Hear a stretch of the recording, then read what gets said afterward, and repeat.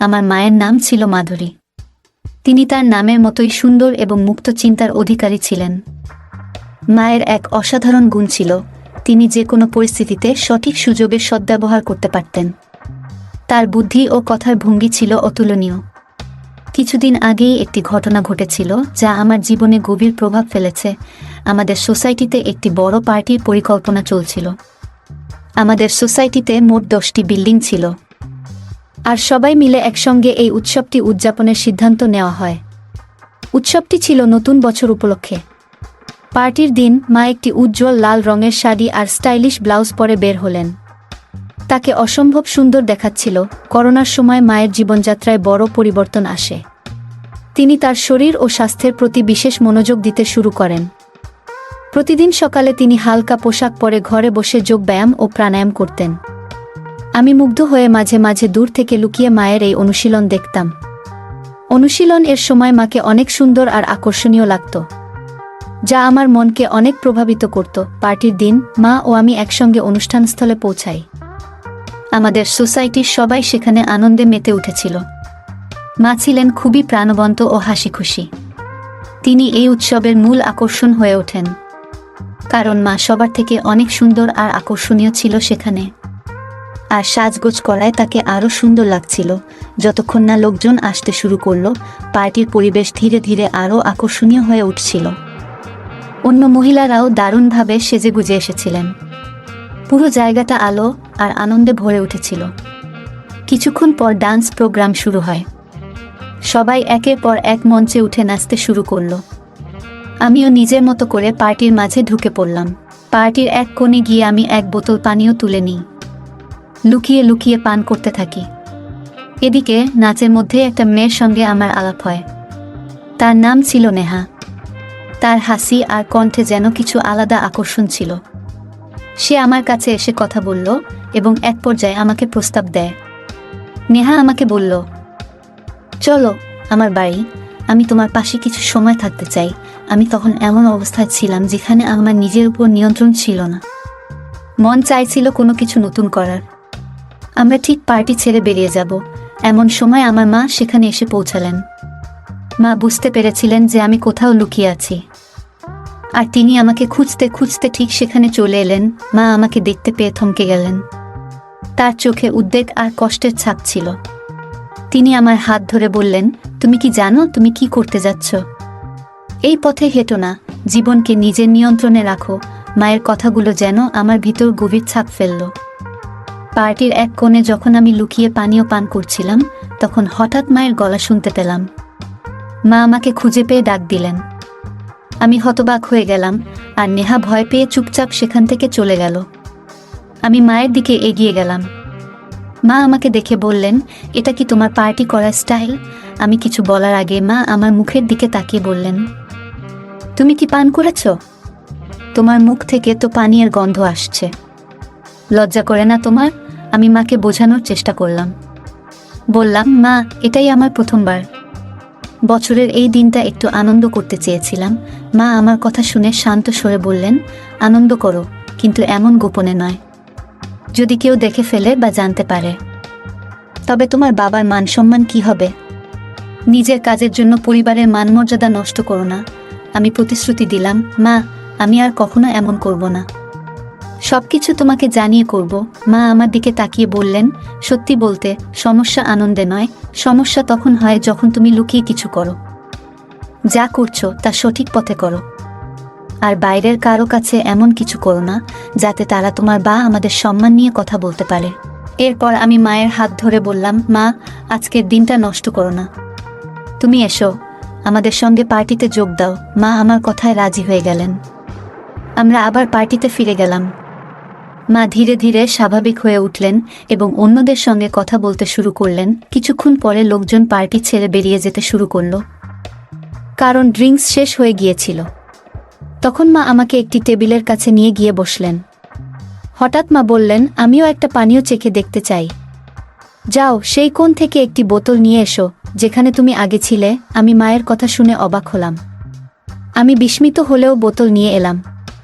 মা নিজেই 2টি গ্লাসে পানীয় ঢাললেন এবং বললেন, এই সময়ে আনন্দের মাঝেও দায়িত্বশীল হতে শেখা উচিত। আনন্দ করো, তবে কখনো এমন কিছু করো না যাতে নিজের কিংবা পরিবারের সম্মান প্রশ্নবিদ্ধ হয়। মায়ের কথাগুলো আমার মনে গভীর দাগ কাটল। সেই দিনটি শুধু একটা পার্টি ছিল না, বরং জীবনের একটা গুরুত্বপূর্ণ শিক্ষা পেলাম সেই রাতে। মায়ের অনুরোধে আমি পানীয়ের 2টি গ্লাস তৈরি করলাম। মা জানতে চাইলেন 2টি কেন। আমি মৃদু হেসে বললাম, একটি তোমার জন্য এবং একটি আমার জন্য। মা প্রথমে রাগ করে আমার দিকে তাকালেন, তবে আমার হাসি দেখে শান্ত হলেন। আমরা চিয়ার্স করলাম, আর মা দ্রুত নিজের গ্লাস শেষ করলেন। এরপর তিনি আমার গ্লাসটি নিয়ে সেটিও পান করতে শুরু করলেন।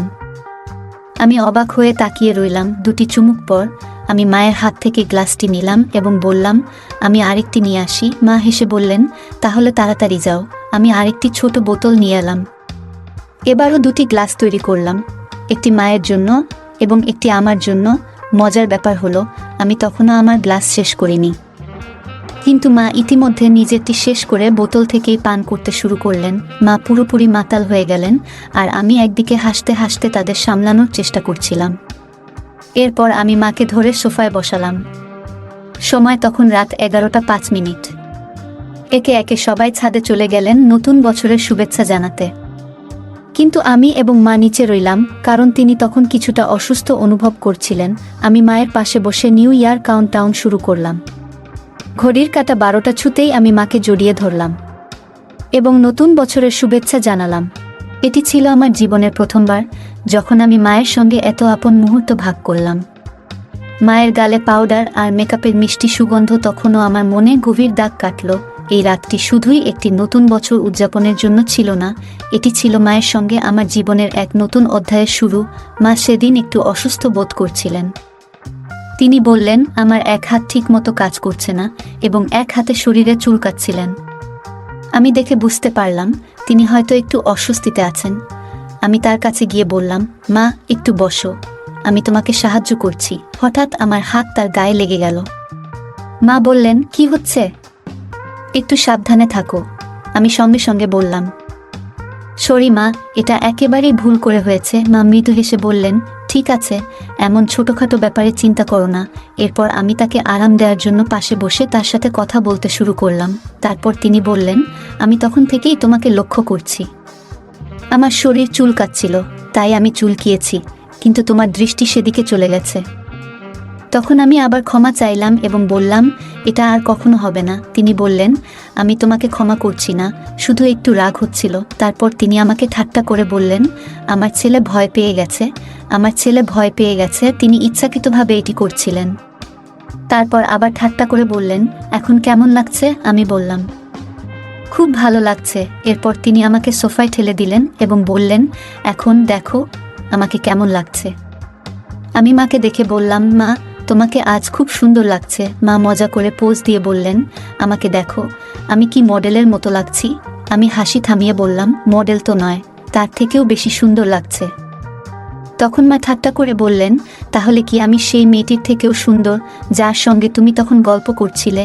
আমি লাজুকভাবে হেসে বললাম, মা তুমি সবার থেকে আলাদা, তোমার তুলনা হয় না। মা হেসে বললেন, ভালো করে বলো, সত্যি কথাই বলছো তো? আমরা দুজনই হেসে উঠলাম এবং সেই মুহূর্তটা খুব আনন্দময় হয়ে উঠল। আমি মাকে বললাম, মা তোমার তুলনা কারোর সঙ্গেই করা যায় না। মা মজা করে বললেন, তাহলে বলো সেখানে কি এত পছন্দ করেছিলে? আমি হেসে উত্তর দিলাম, কিছু না মা, শুধু মজার ছলেই কথা বলছিলাম। মা হাসি দিয়ে বললেন, সব ঠিক আছে, আজ রাতটা একটু ভিন্নভাবে শুরু করি, নতুন বছরের আনন্দে মেতে উঠি। তখন আমি মজার ছলে বললাম, তুমি কি প্রস্তুত? মা মজা করে বললেন, আর যদি প্রস্তুত না থাকি? আমরা দুজনেই হেসে উঠলাম এবং সেই মুহূর্তটা হাসি ঠাট্টায় ভরে গেল। রাতে মা বললেন, তুমি কি সত্যি আমাকে সারা রাত এভাবে ধরে রাখবে? আমি মজা করে বললাম, হ্যাঁ, কেন নয়। তিনি হেসে আমার গালে মৃদু চিমটি কেটে বললেন, তোমার তো সবসময় তাড়াহুড়ো থাকে। আমি তাকে সান্ত্বনা দিয়ে তার ঘরের দিকে নিয়ে যেতে শুরু করলাম। তিনি হেসে নামমাত্র বাধা দেওয়ার ভান করলেন, কিন্তু তা ছিল মজার ছলে। ঘরে পৌঁছে আলো জ্বালিয়ে তিনি বললেন, এখন কি করব বলো? আমি মজার ছলে বললাম, আরাম করে ঘুমানোর সময় হয়েছে মা। তিনি একটু চিন্তিত ভঙ্গিতে বললেন, তবুও এত দেরি করে ঘুমানো কি ঠিক হলো? আমি হাসি মুখে বললাম, আজকের রাতটা বিশেষ মা, একটু মজা করলে ক্ষতি নেই। আমরা দুজনেই হেসে উঠলাম আর সেই মুহূর্তটা আনন্দে ভরে উঠল। তখন সে বলল, কিন্তু আমার তো জানা থাকবে, পরে যদি খারাপ লাগে? এখন হয়তো ভালো লাগছে, কিন্তু ভবিষ্যতে এই সম্পর্কের দিকটা হয়তো বদলে যাবে। আমি বললাম, তোমার প্রতি আমার অনুভূতি সত্যি। আমি অনেকদিন ধরে তোমার পাশে আছি, একজন ভালো বন্ধুর মতো। কিন্তু যদি আজ আমরা এই মুহূর্তটাকে হারিয়ে ফেলি, তাহলে হয়তো সবকিছু বদলে যাবে। সে এক মুহূর্ত ভাবল, তারপর বলল, ঠিক আছে, কিন্তু একটাই শর্ত, আজকের পর আর কখনো কিছু আশা করো না। আমি খুশি মনে বললাম, ঠিক আছে, আমি তোমার শর্ত মেনে নিচ্ছি। তারপর সে আমার দিকে তাকিয়ে জিজ্ঞাসা করল, তুমি এমনভাবে দাঁড়িয়ে আছো কেন? আমি বললাম, কিছু না। তখন মা বলল, তাহলে যাও। যদি তুমি না চাও? আমি বললাম, তোমার ইচ্ছা যদি না থাকে তাহলে আমি চলে যাই। আমি বিছানায় বসেছিলাম, তখনই সে আমার হাত ধরে টেনে বলল, তুমি এত গম্ভীর কেন? সবকিছু এত সিরিয়াস ভাবে নিও না। আমি অবাক হয়ে বললাম, তাহলে তুমি চোখ বন্ধ করে আগে শুয়েছিলে কেন? সে হাসতে হাসতে বলল, আলোটা আমার চোখে পড়ছিল, তাই চোখ বন্ধ করেছিলাম। আমি আলো বন্ধ করে আবার শুয়ে পড়লাম। সেই রাতে পার্টির পরে আমরা প্রথমবার এতটা সময় একসঙ্গে কাটিয়েছিলাম। তখনই সে উঠে গেল, আলোটা জ্বালালো এবং বাথরুমে চলে গেল। ফিরে এসে আবার বিছানায় শুয়ে পড়ল। আমি তাকে দেখে বললাম, মা, তুমি খুব সুন্দর লাগছো। সে হাসি দিয়ে বলল, এখন তো আমি আগের থেকে অনেকটাই রোগা হয়েছি, তাও কি তোমার কাছে ভালো লাগি? আমি বললাম, তুমি যেভাবেই হও সবসময় আমার কাছে সুন্দর। আমি মাকে বললাম, তুমি সবসময় সুন্দর লাগো। মা মুচকি হেসে বললেন, আজ তোমার বাবা আসছে না, আমরা দুজনে একসঙ্গে সময় কাটাবো। দরজাটা বন্ধ করে দাও, আর বাইরে যাওয়ার দরকার নেই। আমি বললাম, মা, তুমি তো অনেক স্মার্ট। আমি ভেবেছিলাম তুমি পুরনো ধাঁচের মানুষ। মা হেসে বললেন, আমি এমন নই, আমি নিজের মতো করে চলি। তোমার যদি কিছু মনে হয় নির্দ্বিধায় আমাকে বলো। আমি বললাম, আমার তোমাকে নাম ধরে ডাকতে ইচ্ছা করছে। মা বললেন, দেখো। আমি প্রথমবার তাকে তার নাম ধরে ডাকলাম, আর আমরা দুজনে হেসে উঠলাম। হাসতে হাসতে আমি বললাম, মা, তোমার আর বাবার কথাবার্তা এখন খুব একটা হয় না, তাই না? মা হেসে বললেন, হ্যাঁ, এখন খুব কম হয়। মাসে 1-2 বার, তাও সময় বের করা মুশকিল। আমি বললাম, সত্যি? মা মাথা নেড়ে বললেন, হ্যাঁ সত্যি। আমরা আবার হেসে উঠলাম। কিছুক্ষণ পর আমি মাকে জিজ্ঞাসা করলাম, মা, তোমার কি প্রয়োজন? মা মুচকি হেসে বললেন, তুই আমার ছেলে, আমি তোকে সবকিছু বলতে পারি। আমি বললাম, তাহলে আজকের রাত শুধু আমাদের জন্য। আমরা একে অপরের মুখোমুখি বসে গল্প করতে শুরু করলাম। মা আমাকে তার তারুণ্যের দিনগুলোর কথা বললেন, কিভাবে তিনি অনেক কঠিন সময় পার করেছেন এবং সবকিছু সামলেছেন। আমি তার কথা শুনলাম এবং আমার মনের কথাগুলোও তাকে জানালাম। আমি মাকে এমন কিছু কথা বললাম যা আগে কখনো কাউকে বলিনি। মা গভীরভাবে আমার কথা শুনলেন এবং তারপর বললেন, তুই জানিস আমি তোর জন্য কত গর্বিত। তুই সবসময় আমার পাশে থেকেছিস। আজ আমরা শুধু একে অপরের সাথে সময় কাটাবো। আমি মাকে জড়িয়ে ধরে বললাম, মা, তুমি পৃথিবীর সেরা। তারপর আমরা দুজনে একসাথে বসে গল্প করলাম, পুরনো দিনের কথা স্মরণ করলাম, একসঙ্গে হাসলাম আর মন খুলে কথা বললাম। কিছুক্ষণ পরে মা বললেন, এবার চল, ঘুমানোর সময় হয়ে গেছে। আমি মাকে বিছানায় শুইয়ে দিলাম এবং পাশে গিয়ে শুয়ে পড়লাম। আমরা দুজনে চোখ বন্ধ করলাম এবং একে অপরের সান্নিধ্যের উষ্ণতা অনুভব করলাম। সেই রাতের গভীর নিস্তব্ধতায় আমি অনুভব করলাম আমার জীবনে মায়ের গুরুত্ব ঠিক কতটা। সে সবসময় আমাকে কাছে রাখে, যেন আমি তার জীবনের একটি গুরুত্বপূর্ণ অংশ। আমি জানি তার জন্য আমি ঠিক কী, কিন্তু মাঝে মাঝে আরও ভালোভাবে বুঝতে চাই। পরের দিন সকালে যখন আমার ঘুম ভাঙল, আমি দেখলাম মা এখনো গভীর ঘুমে। তার মুখে এক ধরনের প্রশান্তি ছিল, যা দেখলে যে কারোর মন শান্ত হয়ে যাবে। আমি ধীরে ধীরে উঠে বিছানার চাদর ঠিক করে দিলাম, যেন সে আরাম করে ঘুমাতে পারে। রান্নাঘরে গিয়ে আমি তার জন্য চা বানাতে শুরু করলাম। চায়ের কাপের ভাপ উঠছিল, আর তার সাথে আমার মনে হচ্ছিল আজকের দিনটা তার জন্য একটু বিশেষ করে তুলি। যখন সে ঘুম থেকে জাগল, আমি চা নিয়ে তার ঘরে ঢুকলাম। মৃদু হাসি দিয়ে বললাম, গুড মর্নিং মা, চা নিয়ে এসেছি তোমার জন্য। মা একটু অবাক হয়েও আনন্দিত হলেন। তিনি হাসি মুখে বললেন, গুড মর্নিং আমার লক্ষ্মী ছেলে, তুমি এভাবে আমার জন্য চা বানিয়েছ? এটা তো চমৎকার শুরু। আমরা একসঙ্গে বসে চা খেলাম।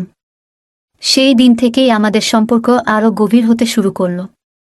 আমরা প্রতিদিন একে অপরের সঙ্গে আরও বেশি সময় কাটানোর চেষ্টা করতাম, ছোট ছোট বিষয় থেকে শুরু করে বড় চিন্তাভাবনা।